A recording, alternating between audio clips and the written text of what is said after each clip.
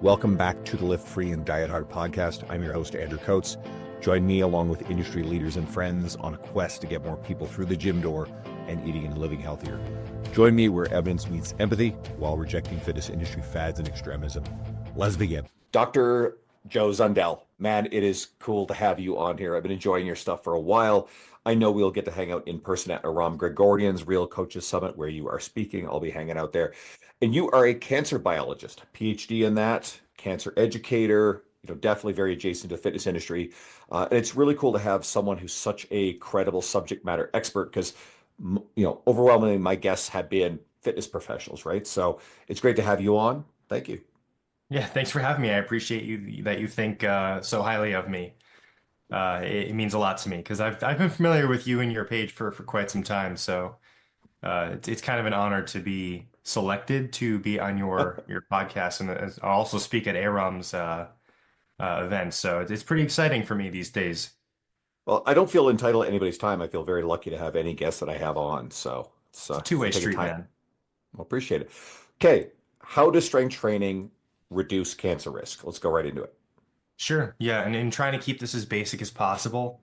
From what we know about training in general, in particular, relation to muscle tissue, as an example, we know that from a physiological perspective, our muscle tissue is controlled primarily by, or sorry, our muscle tissue primarily controls lymphatic fluid movement in our body. And our lymphatic fluid is basically our immune system, the fluid that contains all of our immune cells. So, one of many ways that something like resistance training or strength training can help keep us healthy and even reduce things like cancer risks is by promoting lymphatic fluid movement. So, getting our immune cells throughout our body to not only deal with infection, but also natural tissue damage that comes directly from exercise, but also wound healing and those sorts of things. That's just keeping it very basic from a physiological perspective of how muscle contractions and promoting healthy skeletal muscle tissue can enable our immune system to work.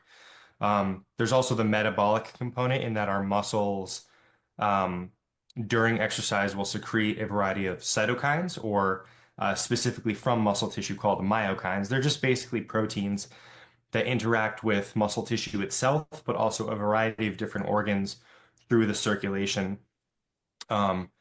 To signal to other organs that muscles are using energy and that they need energy. So it kind of stimulates this Cori cycle of taking glycogen storage from the liver, bringing it back to the muscle as glycogen is used in the muscles, and just promoting healthy metabolism across a variety of organs in our body. Are there second and third order effects? Because what you just described is kind of like first order acute. Are there bigger scope things that resistance training as part of your life then turns around and helps protect against cancer? From a cancer perspective, it can help protect against things like so in advanced stages of cancer as a disease.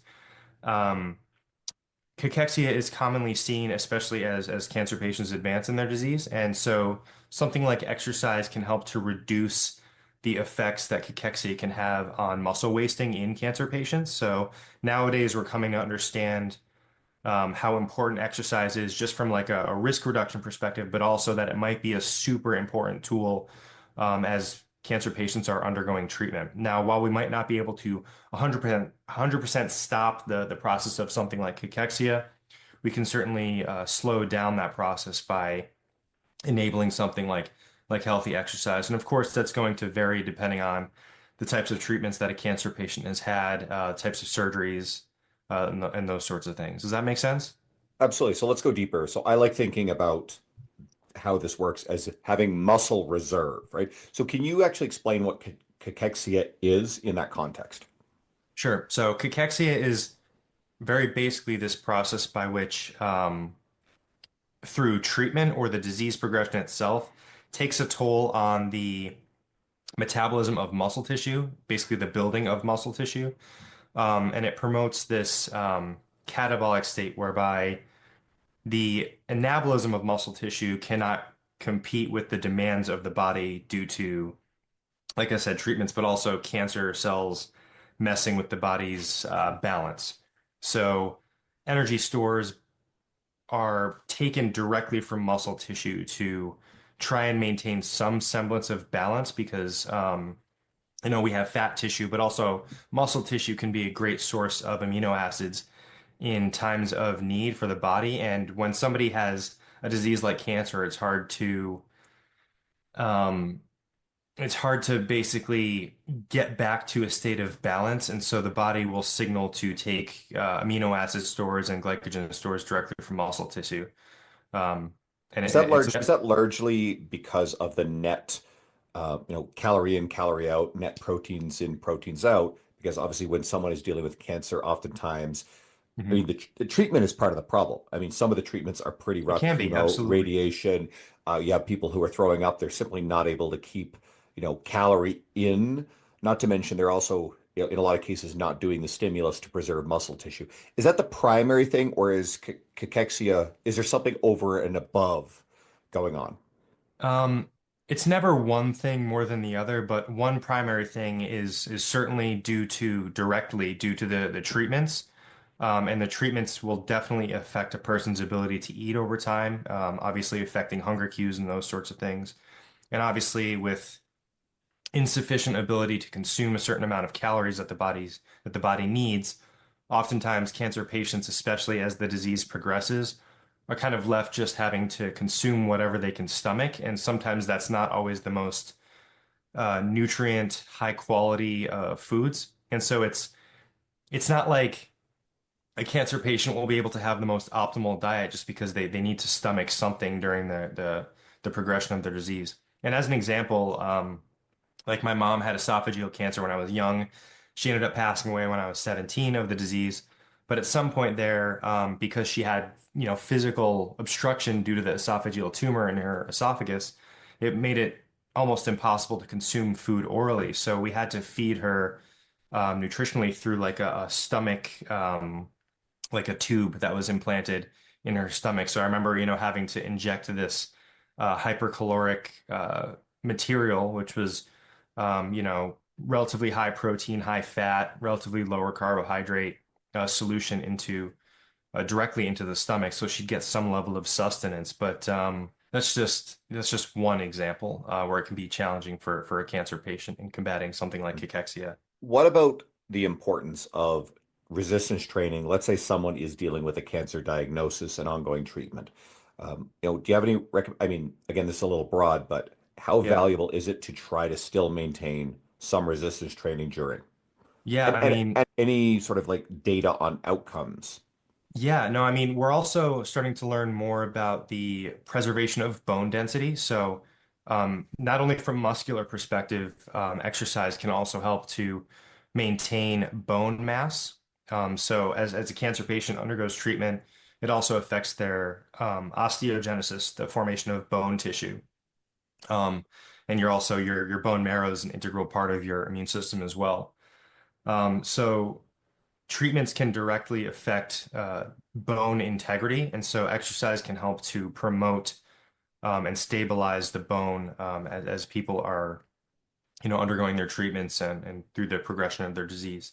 So not only from a muscular perspective, but also from a bone density perspective, exercise, something like resistance training or strength training can help to enhance. But there's obviously a ton to learn here regarding the direct mechanisms, but it's in general a favorable thing. But the thing I want to point out is that it's very contextual. So I can't just give like a blanket statement saying that all cancer patients should go lift weights. That's something that should definitely be guided by a direct PT who knows their medical history, who knows something like their range of motion and also what they can consume to be able to maintain muscle mass, but also bone density. Does that make sense? Absolutely. So there's something fundamental in here it's worth addressing too is I think a lot of people talk about cancer as if, oh, cancer is this one thing. And usually we can go into this later. It manifests as, well, the conspiracy theory, oh, they're suppressing a cure for cancer because there's no money in curing cancer. It's like Mm. that presupposes that cancer has one metabolic pathway on all tissue, and cancer is really a broad umbrella that would encompass what? hundreds of different manifestations, almost like diseases. Can you Yeah, explain that give or better? take. Yeah, no, it's so this conspiracy surrounding the cure for cancer is kind of the bane of my existence, so to speak, and it's really frustrating. And but the thing is, like, I understand it. People want to have a simplistic answer for such a complex disease, and trust me, as a cancer biologist, I wish I had some sort of simplistic answer. Nonetheless, a cure because I would make a ton of money off of a cure for multitudes of different types of cancers.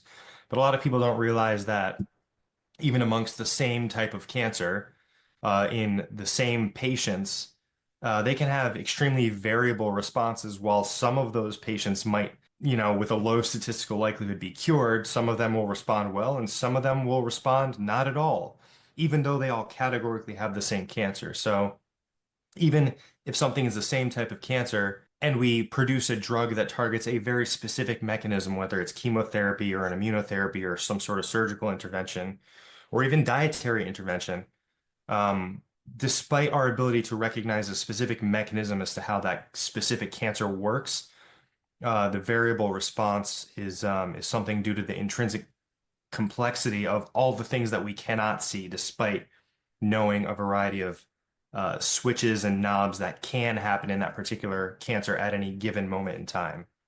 And also, previous treatments and time is a very important component as to what treatments we decide to give cancer patients as well. Because we can't give, even if somebody has the same type of cancer, we can't give the same treatment to somebody who maybe has already had a different type of treatment. Um, so it gets really complicated very quickly. And again, while I wish we had a simple answer in relation to curing cancer, it's just far too complicated beyond one specific mechanism as to how the same cancers work, nonetheless, amongst all different types of cancers I in the suppose body. to tie it into what we just talked about, you could theoretically have two different people with significantly different levels of muscle mass, which, Mhm. if I'm not mistaken, more muscle mass actually can have a very strong relationship in surviving the treatment because you have that muscle reserve. So let's say you have someone who already is fairly frail. Would Mhm. there be certain situations where you're just like, hey, the traditional chemo and radiation type treatments, which obviously there's a lot of advances in, would literally kill this person before it actually like dealt with the cancer. Yeah, so a lot of people don't understand as well that quality of life is a very, very integral component of how a cancer patient is treated.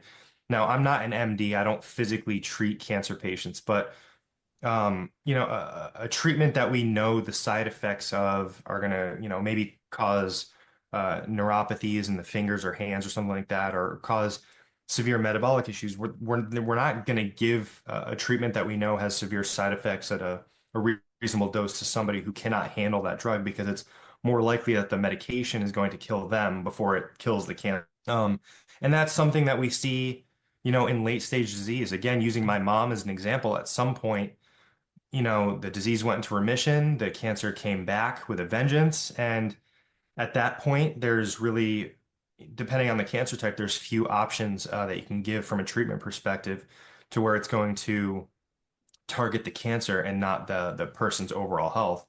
So we often have to make this very difficult decision as to whether or not maybe it's best to not treat the patient just so that they can have a decent quality of life and live out the rest of their days instead of being disgustingly sick on a treatment that, has a low likelihood of treating the cancer. I assume that prostate cancer is a good example of this, right? If I'm not mistaken, I may be oversimplifying, but in a lot of cases, the nature and the progression of prostate cancer is m- al- mostly not imminently lethal to the point where there actually could be some negative outcomes of surgically removing the cancers that would affect quality of life relative to the risk. Can you explain that? Yeah, so regarding prostate cancer, I don't specifically know Mhm. what you're referring to. So I'm Okay. pretty honest about that and things that I do Fair. not know, but I'd be happy to look into it Yeah. further. So I'm of the understanding, and obviously we can go back to this, Sure. that with surgical intervention on prostate cancers, oftentimes you can end up with quality of life, like end up damaging nerves that can affect sexual function, continence, Oh maybe, yeah. I believe, is one of those things. And as I understand it, statistically, prostate cancer is probably one of the most survivable cancers. Am I correct in saying that? Or perhaps I have an oversimplified idea of it.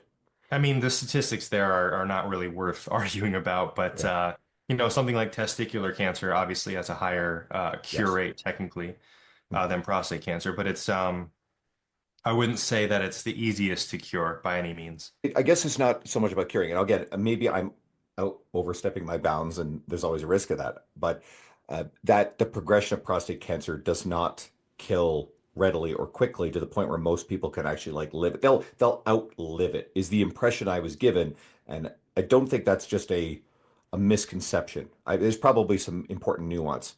Well, from what I understand, it does depend on the type of treatment, and now Mm, we've actually we've advanced technologically in the realm of prostate cancer, not only detection mm, by changing our own detection methodologies or modalities, but also the different types of treatment. So excuse me, there's newer types of treatment that are reliant upon targeted radiotherapies that have a pretty decent targetability and efficacy against something like a prostate cancer. But it's definitely getting better in that area. But again, it's not like we're incapable of eradicating those tumors, that the person outlives it, um, because there's some level of risk that comes with just aging as a male in terms of mhm. developing prostate cancer. That's kind of like independent of the cancer itself. So it's not that the person's going to outlive the cancer before the cancer can take them. Fair. Yeah. Um, I mean, this would be a grand oversimplification, but usually things like breast cancer, obviously pancreatic cancer, there's some cancers that are virulent, very aggressive, and then they tend to have a very, very low survivability rate, right? I think pancreatic cancer being one of the nastier ones that we hear a lot Yeah, about. pancreatic cancer has like yeah, not from a decent statistics perspective, but it has like a 10% survival rate basically. It's abysmal, and that's largely because of our inability to detect it in an early stage, because it's not one of those organs that's easy to detect a cancer in within an early stage, because also the symptoms that signal that there could be something wrong with the pancreas usually happen a little bit later. And so again, we're getting a little bit better with our different types of detection methods.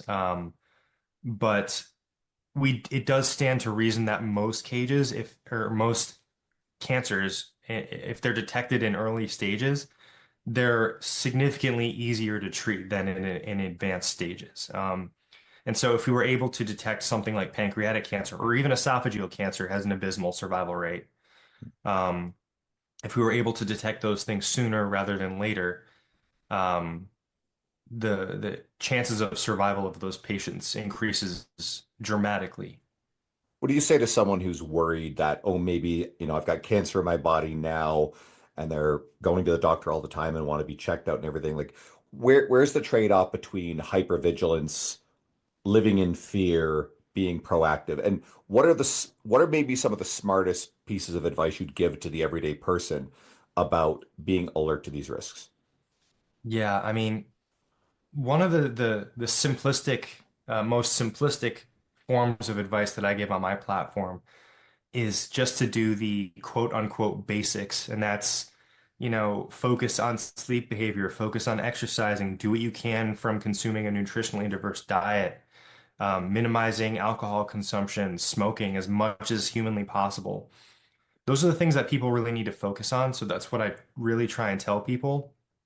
But also, like we mentioned, as a cancer patient undergoing, quality of life is important. So people need to realize that they can do all of these things and minimize their risks as much as possible with the things that truly matter, exercise, sleep behaviors, minimizing alcohol and smoking and all those things.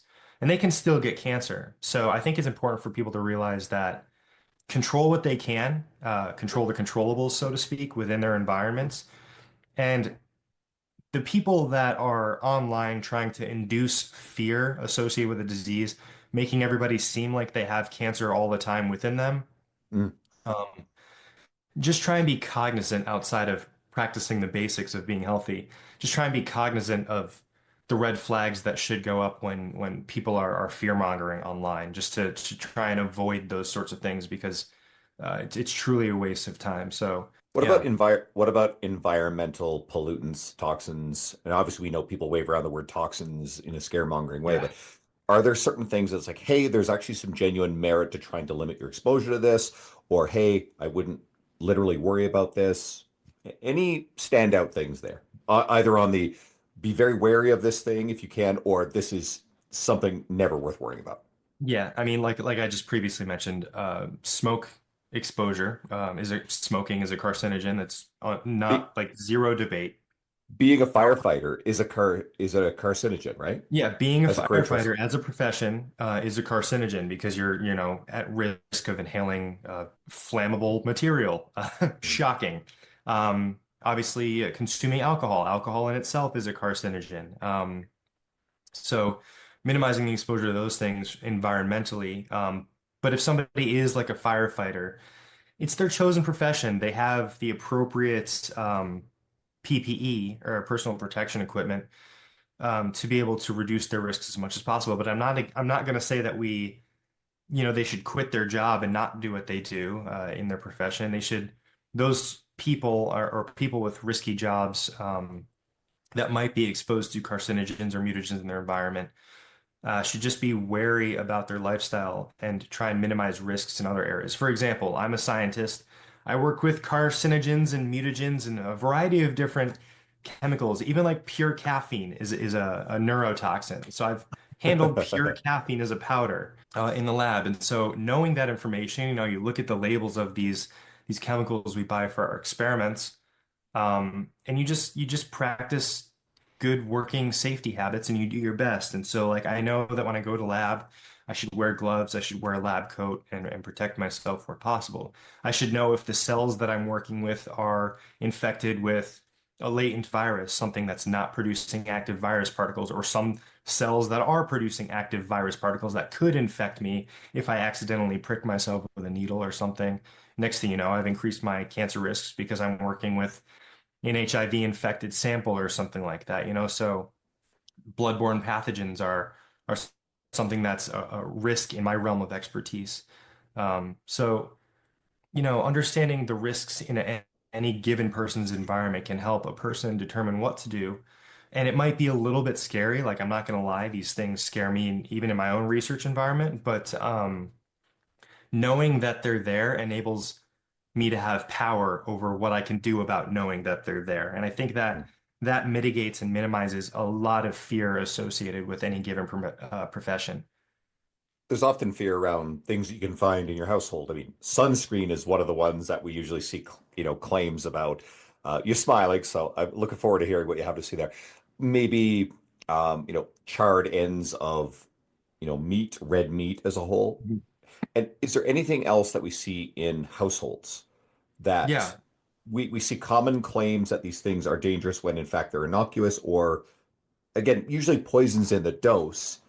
Anything there? yeah, yeah. I mean, so the thing is, like with sunscreen or red meats or those sorts of things, as you know, the poison is in the dose of those things. Now, for red meat, as an example, just keeping it simple, if somebody consumes a diet that's predominantly red meat and they're grilling it all the time. I love a good steak on the grill. There's no better way to eat a steak than grilled on the grill, medium rare, maybe even sous vide. Absolutely delicious. But if I'm consuming that every day and I'm not consuming, a decent amount of vegetables or a diverse nutrient diet in general, I'm going to increase my risk for cancer because the physical burning of the red meat source, the fats and the protein itself, can produce heterocyclic amines or polyaromatic hydrocarbons, which are direct carcinogens. But I'm not eating just red meat every day. It's not, well, one, I can't afford to eat steak every single day. And two, I know I shouldn't anyways.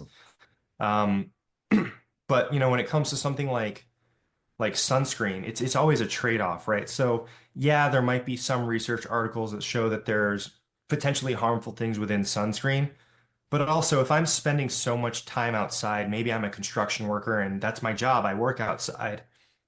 Um, I have to protect my skin somehow from excessive, as you said, the dose makes the poison, excessive UV radiation. So Something like sunscreen can be extremely effective in reducing somebody who works outside their risk for cancers. I used to be a landscaper. I wore sunscreen regularly. And when I didn't want to wear sunscreen, I wore protective clothing to try and minimize my skin exposure with ultraviolet radiation.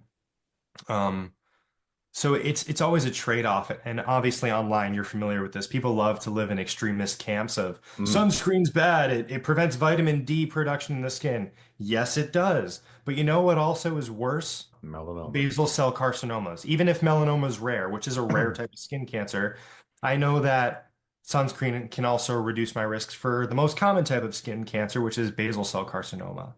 So people need to realistically stop living in these extremist camps and understand where something has way more pros than it does cons in a specific context. And that's where sunscreen comes in. That's where, understanding that I shouldn't eat red meat every day, that I should also consume sufficient amount of vegetables, not only for fiber, but other different types Mhm. of macro and micronutrients. Does that make sense? What sure does. What about ultra processed foods? You had a video recently where you're crushing. Yeah, you've got a can of what is that? It's, What do you strawberry banana juice, like it's probably added sugars, right? from an aluminum can, right? But should So, I flex on camera to show the people that like you can have these things but not be unhealthy, right? It's the same so argument. if someone wants to scroll, there's a video of you, and you literally are crushing a burger, you're crushing fries, and in a deadpan Burger serious thing, King, baby. you're talking about the risks, cancer risks of ultra processed foods. So, like, what is the risk there, and where's the nuance? Yeah, I mean there's again, this is very basic. If the majority of my diet consists of ultra processed foods, if I'm eating McDonald's every day, or in the case of that video, if I'm consuming Burger King every day, I absolutely love the Whopper. Or French fries, you know. If I'm consuming those things every day and I'm not consuming a diet that's nutritionally diverse, um, I'm likely consuming excess saturated fats. I'm likely consuming foods that have excess amounts of added sugars in them because they're hyper palatable. I was just eating not even just this. I was literally just eating the watermelon Sour Patch Kids. I love those things. They're also a great pre-workout snack, it just gives a good amount of sugar stores for your muscles. But like, I don't eat those all the time. It doesn't comprise the majority of my diet. So people, again, need to stop living in these extremist camps of, I can't eat processed foods. You can totally eat ultra processed foods, but they just shouldn't comprise the entirety of your diet. And everything is even if you go into the supermarket, there's some level of processing to most of the foods that exist in the modern food environment. So understanding that, like a pack of bread that you have in the morning with your breakfast, let's say I make some eggs and some bread or toast or whatever, and have a few slices of bacon. It's a pretty decent breakfast, but if I eat that every day, maybe that's not the healthiest thing to do. I should switch it up every now and again, you know? What about cancer and obesity? How does obesity contribute to cancer risk? Yeah. So obesity is linked to 13 different types of cancers at this point. And so, again, keeping this very simple, obesity can destabilize the balance between, how our liver and how our fat tissue function. Because a lot of people don't realize that fat tissue, in particular, white adipose tissue, um, can impact the hormones that are produced in the body. And so, if I have too much visceral white adiposity, it can compete with some of the hormone signals that come from muscle tissue. And so it's this disbalance that can happen when we have too much visceral white adiposity in our bodies that can affect our overall ability to not only metabolize food through the microbes in our gut, but also directly affect our ability to metabolize and maintain energy storage in our body just directly from food consumption.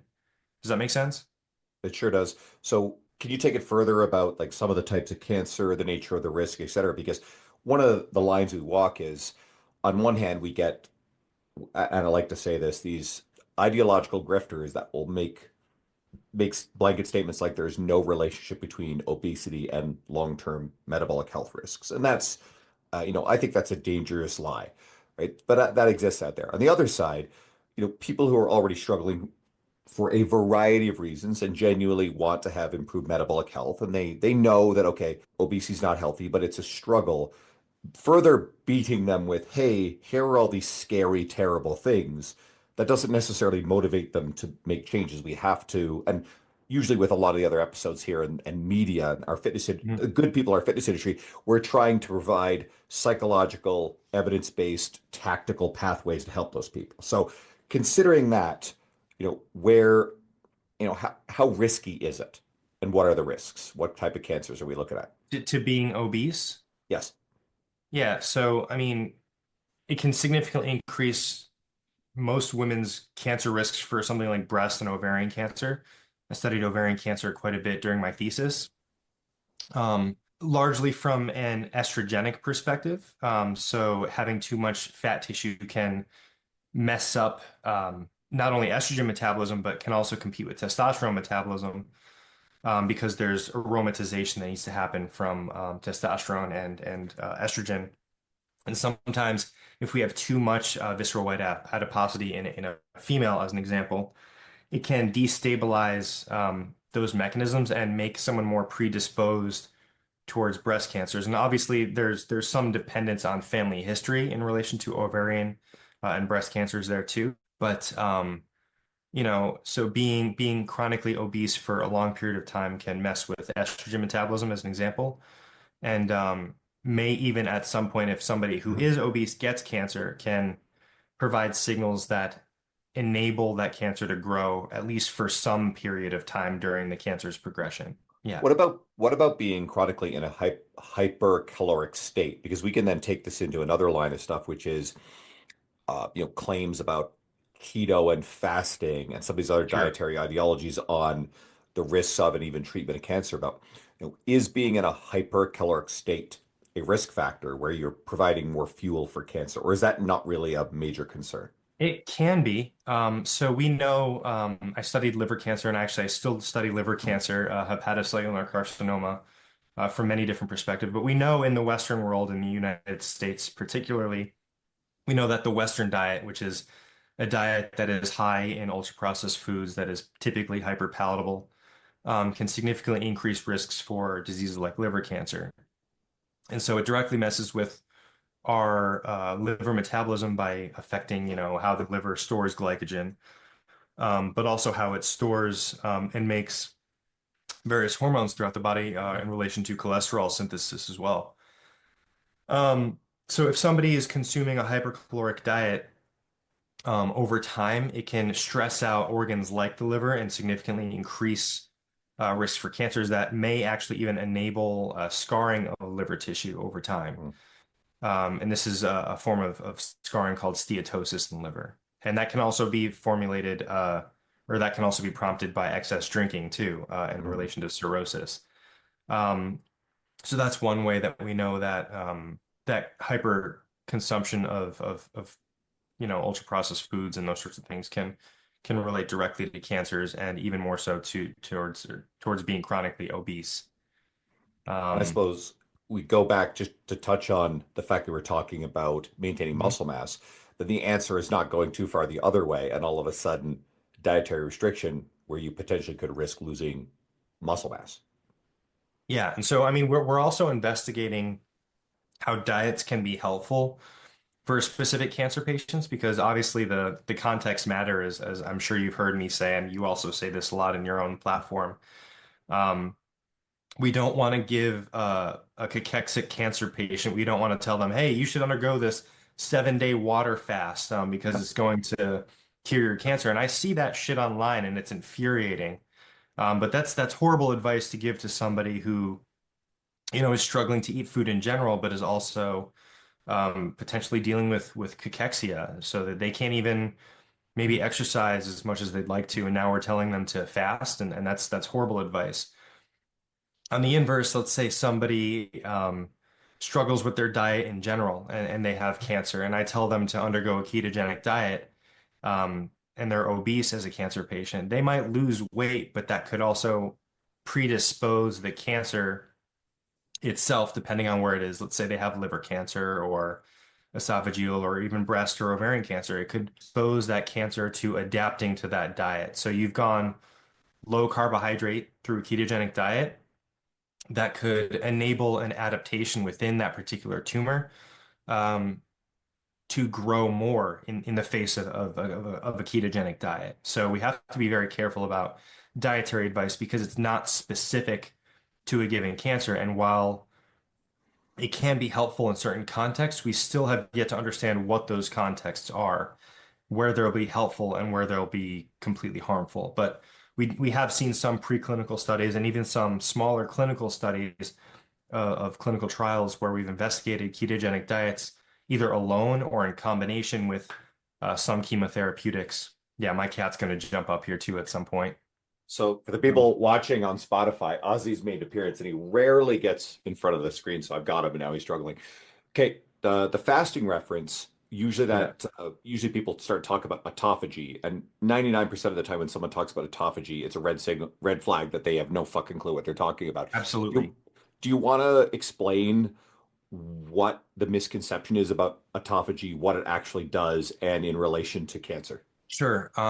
Autophagy in general, as most metabolic pathways are not like they're not simplistic things to understand. It's not like we can turn them on and off very controllably in our body. Like, for example, right now, you and I, whether or not we've fasted, are undergoing some degree of autophagy in some of our cells in our body. What is autophagy? Yeah. I'm What just going is to it? explain that. Yeah, Uh, autophagy is a cell's ability to essentially recycle certain components, whether it's proteins, lipids. A cell can form vesicles, like little fat balls, around certain molecules and kind of traffic them amongst not only different cells, but also into other cells and into other organs through circulation.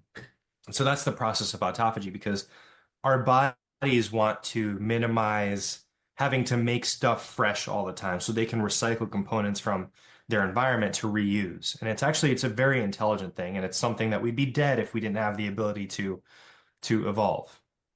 So in cancer, sometimes autophagy is messed up, as are many other pathways. Autophagy is one of the many pathways that can be messed up at some point or another. And so we've actually developed treatments to target the rate of how autophagy occurs in cancer cells, such that we can target a cancer directly because if it has increased rates of autophagy and it's affecting its growth or enabling its growth, and we target that directly, it's going to have a greater impact on the cancer itself and not normal cells who have a more normal rate of autophagy happening at any given moment in time. So fasting isn't going to dramatically change that state in a way where it's going to impede cancer growth in a meaningful way compared to directly targeting it with a small molecule or chemotherapeutic, which we've again developed. I've used even in my own experiments hydroxychloroquine. Hydroxychloroquine directly targets autophagy, and I know that it's a big word that people love to hear on Joe Rogan, especially during the pandemic. It's got its uses, but it's a really shitty drug if you're trying to target autophagy. But if I'm doing preclinical work and I want to isolate whether or not autophagy is playing a direct role, and I want to look for LC1 and LC2 microvesicle formation, or if it inhibits that pathway in my pure experimental system, I can utilize hydroxychloroquine or chloroquine to determine how autophagy is being used in determining or promoting cancer growth at all. But humans are not pure systems of cells. Like we have many different organs, many different types of cells, and not just cancer cells directly in a cancer patient. So you don't know that fasting or even taking hydroxychloroquine is going to directly go to that cancer cell and only affect that cancer cell or solid tumor. And so that's where people need to be very, very, very careful when it comes to fasting approaches because everything in life is about balance. You can have too much of a good thing and you can have too little of that good thing.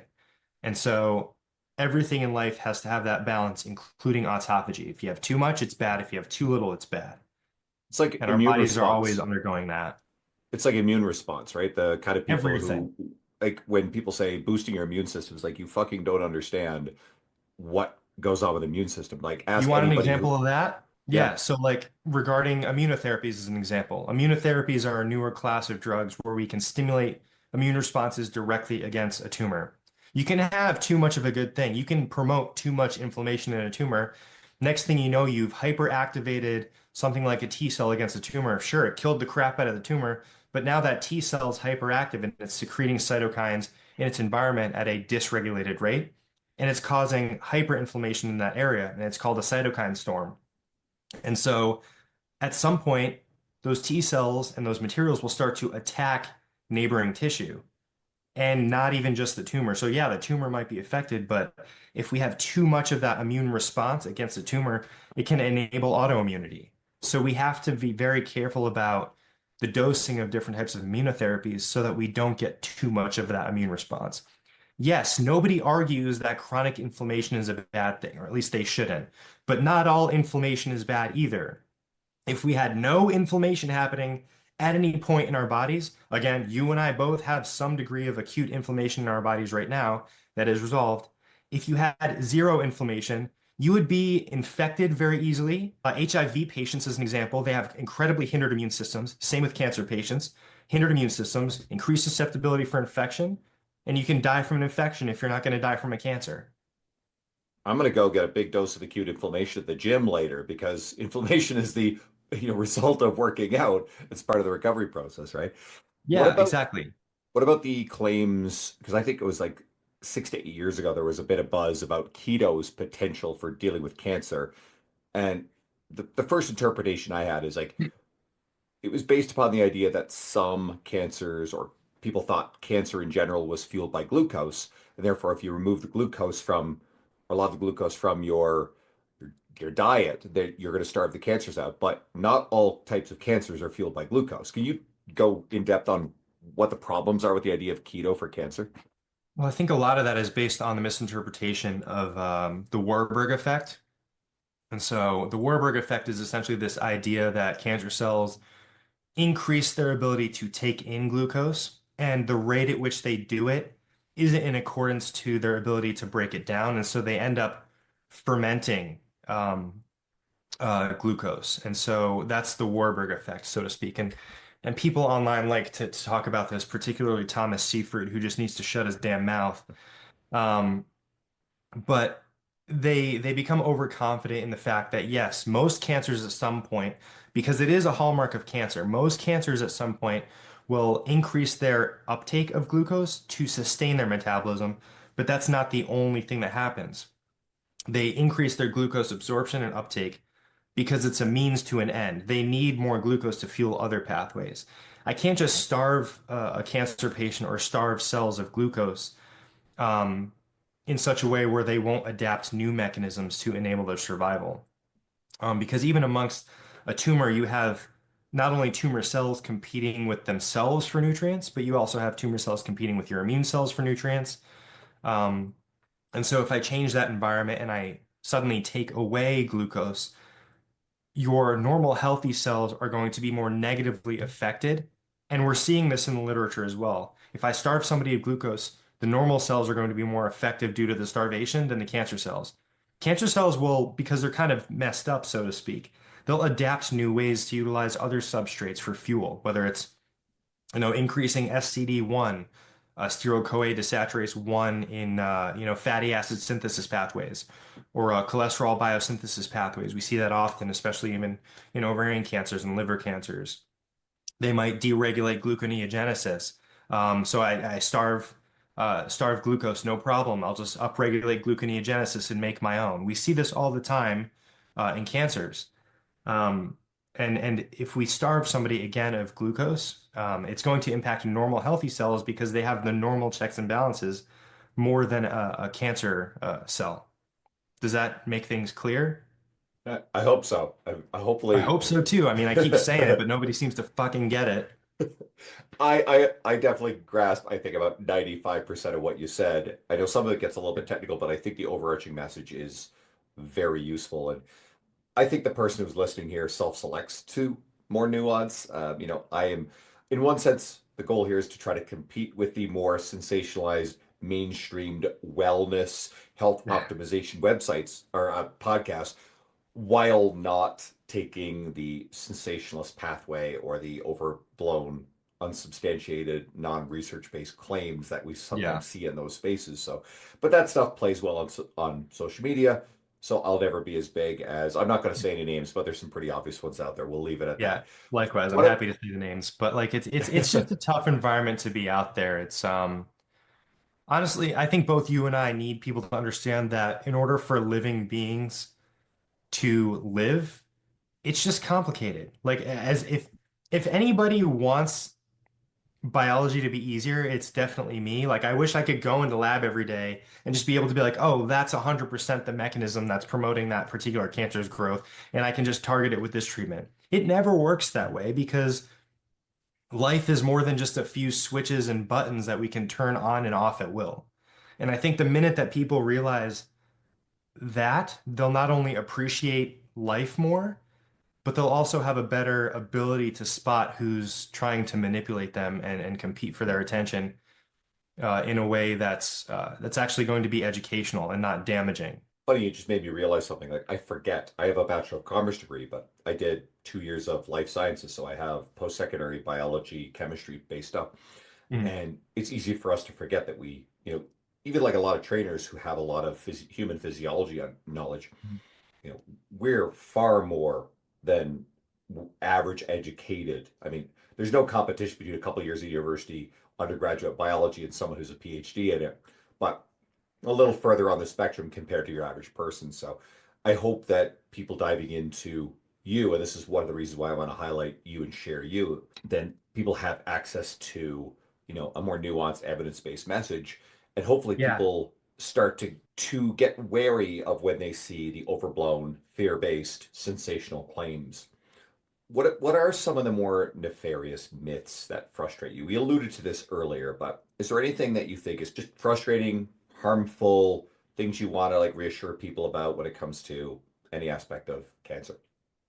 I mean, the thing that really gets me is this idea that we all have cancer cells in us all the time, and so a lot of people will, particularly wellness accounts, will say that people are riddled with toxins that are causing them cancer, and they don't even have a diagnosis of cancer, so they'll see that online. That's one thing that really kind of upsets me, and then the other is that we're curing cancer to we've already cured cancer, but we don't release the cure because we want to keep people sick, and keeping people Mhm. sick keeps us, well paid.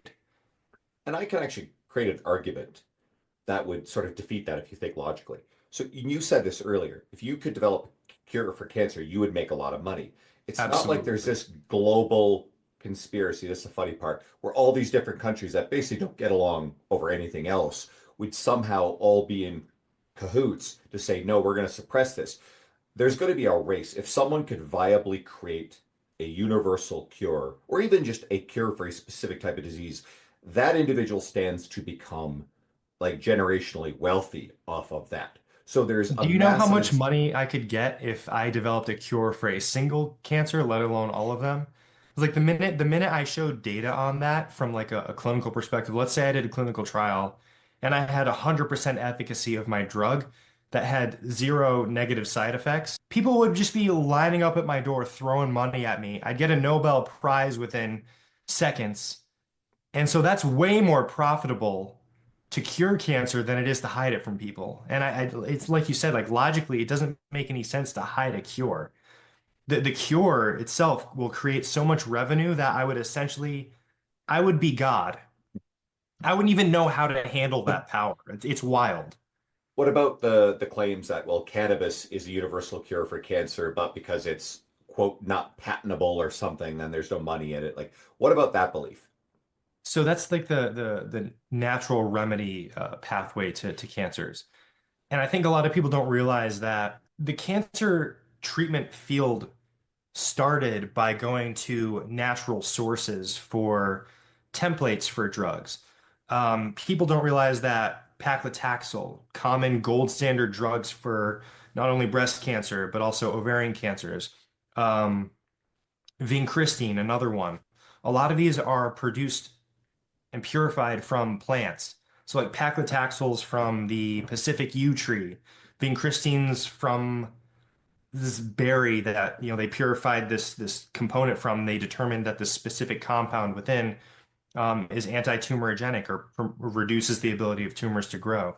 And we've determined the mechanism of how those things work. So this appeal to nature fallacy is really frustrating because we love going to nature as scientists because it reduces the amount of time that we actually have to develop something.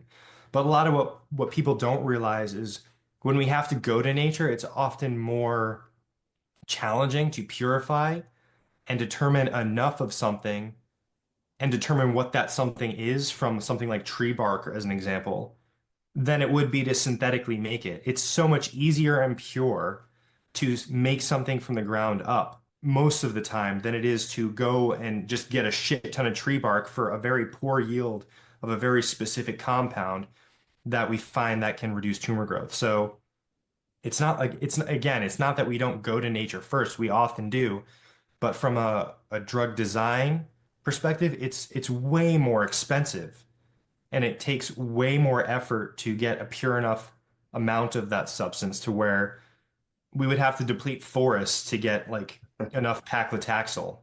Like we can't just go to those, like we can't just build forests of those trees anymore and knock down all the trees to get a really shitty yield of paclitaxel. We can just synthesize it from, we know the structure of it, so we can make it from a variety of different organic synthesis reactions. Dr. Joe Zundell. This was good. I hope everybody enjoyed this. Deep dive. There's your kitty. This is Hermes, Hermes my is a boy. big He's Hermes a is a big big boy boy. too. Yep. Big Yep, boy. big fluffy So boy. people can follow you at on Instagram at dr.joezundell. Okay. At Yep, dr.joezundell. Are there yep. any other resources that you'd want to direct people to? Because I know you're very passionate about cancer education.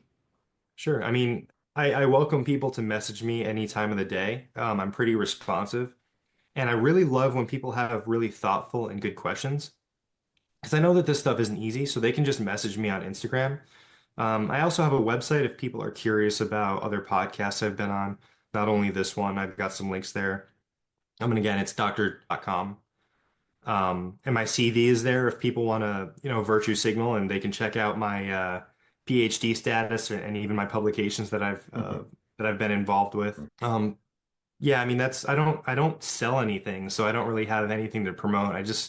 I really care about educating people, and I know that this stuff isn't simple, although I try and make it simple. I know we got a little bit technical today, but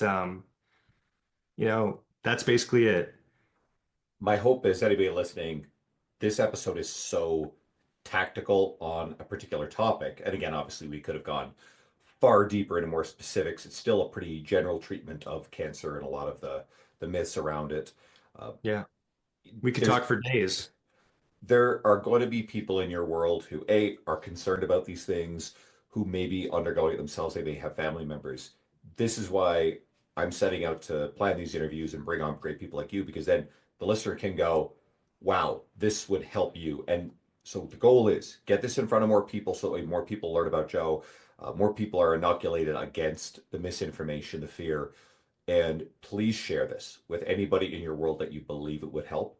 That is how I can do more with this, and I'll keep coming back. And at least for the foreseeable future, I'm looking at 2 times a week podcast episodes for you guys. I'm trying to make sure that they're great. I'm putting a lot of time and effort into this, investing in some production on them. So I want to hear from you guys. I want to hear your thoughts. Are you liking it?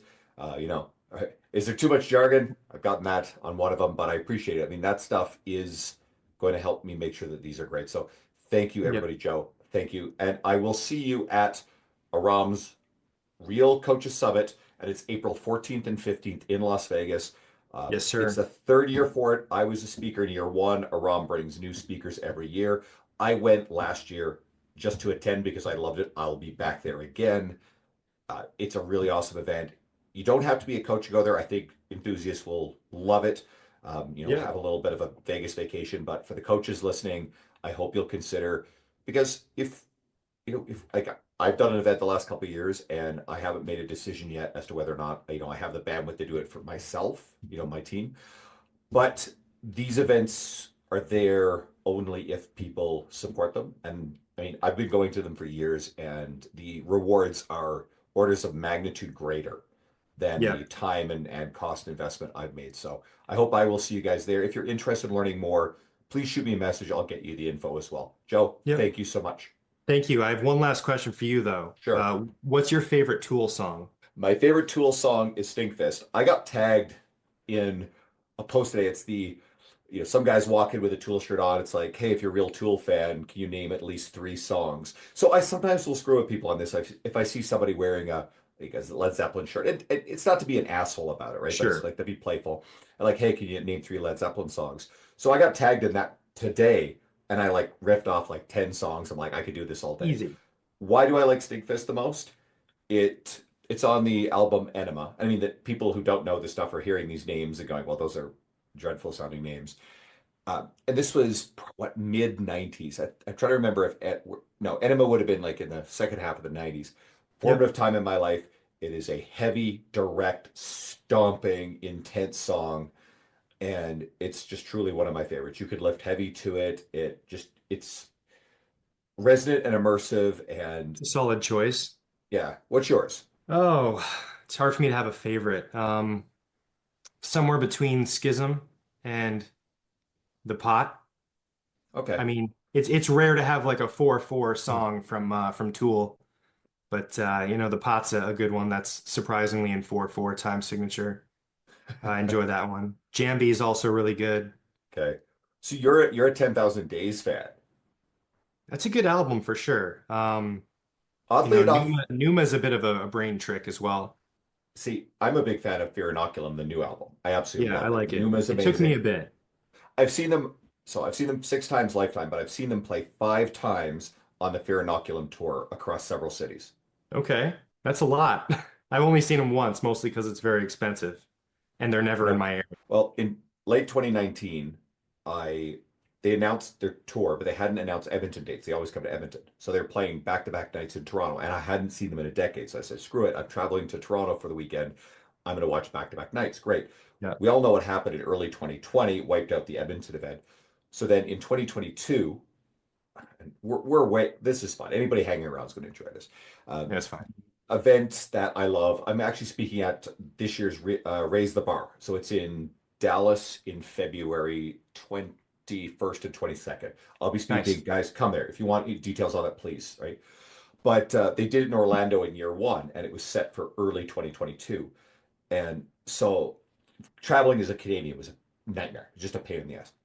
So I'd been down to Washington State a couple times in 2021. It was just awful for the testing. I said, no more. I see this event and it's got industry icons. It's Dan John and John Berardi and Molly Galbraith and just like down the list, it's just the who's who. It's like, oh my God, this looks good. But it's like, I don't want to travel. And then Tool announces concert dates and they're in Florida, in Orlando in February. So I'm like, wait a minute, let me check the dates here. The conference was February 4th, 5th, 6th Mhm. in Orlando. They were playing in Orlando on the 8th and then Tampa on the 9th. So I said, shit. I booked everything and went down for a week and I had an amazing time. And then they finally made their way back to Edmonton in late 2023. So I got to see them 5 times and every time is Nice. worth it. Yeah. I'm jealous. I mean, I only saw them once right before the pandemic in 2019, and that was the uh the the Fear Inoculum tour. Yep. And it was yeah, it's Magic. so good. Anybody who hasn't seen Tool, it's almost worth going just because it's very theatrical. Um, yeah. I routinely get sent a video meme where imagine if Tool played the Sphere in Las Vegas. And I get it all the time. I'm like, yeah, like I would be flight and tickets if they ever do the Sphere. Just These, parachute in. I don't think they'd respond very well to that, but No, but I'll it'd just be really cool. I'll just buy a ticket. I'm sure it's expensive, but some things Yeah. experiences are worth it.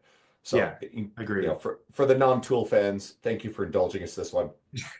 Yeah. And I will have a great episode for you coming up in a couple days. Thank you, everybody.